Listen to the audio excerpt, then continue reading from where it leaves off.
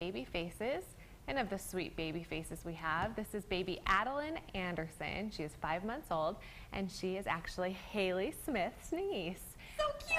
She's so cute. Squeeze Tell her. us a little bit about the picture on the left with the numbers on her We face. were at the Utah Blaze football game. Oh, okay. And so we wrote numbers on her for some of the players, and she was just sitting there so cute, and she yawned at the perfect moment. We just snapped this little picture. Yeah. She has the chubbiest little cheeks. And she's the first niece for you and your side, right? Yes, So my parents are grandparents now. She's the first one, and she is just an angel. Such a cute little baby. She is very, I just very love cute. her. It's always great when they can start to kind of find that bottle too. Mm-hmm. You know, it's kind of a she's great already moment. grabbing, Yeah. and she just loves it. And so I love you, little Adilyn. She's adorable. So thanks so much. If you have a baby face that you'd like us to share, send it to me with the baby's name, city, and sender to berikson@kpvi.com. You can also go right now to our website to see Adilyn and all of our past baby faces.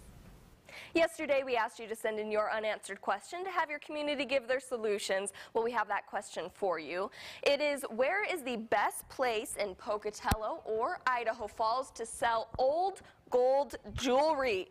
Well, now we need your answers, community. Sent in to me today at hsmith@kpvi.com.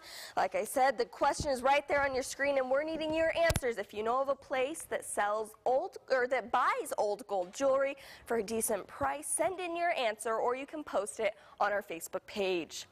Well, this morning we're back in studio for part 2 with Allie Shack. In the first half, you and Brandi went over how to make this delicious avocado mango salsa to go along with our burgers. Now we're going to get to the savory, juicy details, and that is the actual burger. Yeah, so what we have here, it's actually ground chicken, but you can use, ground beef, whatever you prefer. And you actually put the bacon in here, and you put the cheese in here.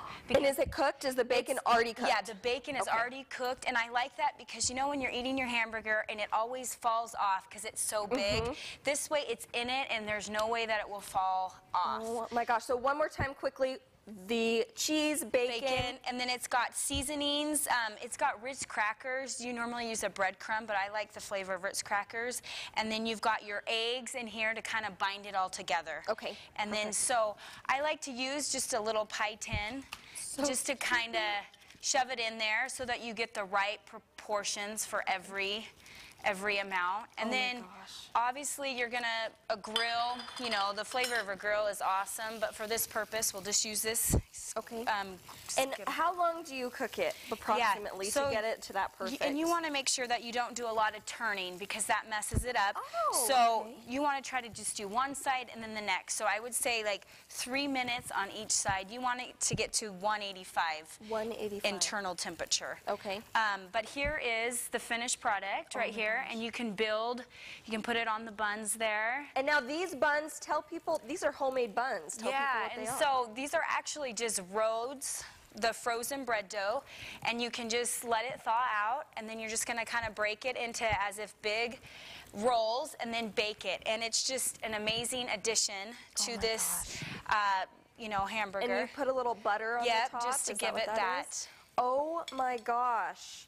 Yeah. This looks, and now what kind of cheese is this? Yeah, so this is Havarti cheese, and this goes very well. It's a softer cheese. You can get it at any of your delis, your Fred Meyer, your Costco, they sell it there. Okay. And it just complements the mango very nicely. So, and it's so fresh, and it smells so good, and it's easy too. Yeah, I mean, it looks so gourmet and like, oh, we spent hours, but really, it's a very simple recipe. Here's our final product, if we can see that, and that has the salsa on the side, and it looks like you sprinkled a little parsley or something on top just to give it.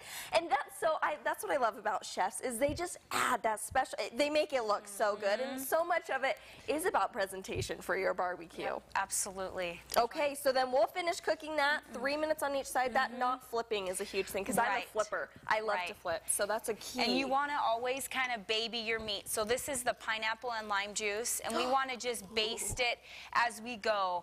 And the best grillers will just use liquid and baste and baste and sit there. So it doesn't dry out and get absolutely. that flaky. You want to constantly be basting it all over. Okay, well thank you, Chef Allie Shack, for being here this morning. We will have this recipe as well as the mango salsa recipe on our website. For any more information, how can people get a hold of you if they're interested in any of your fun cooking so classes?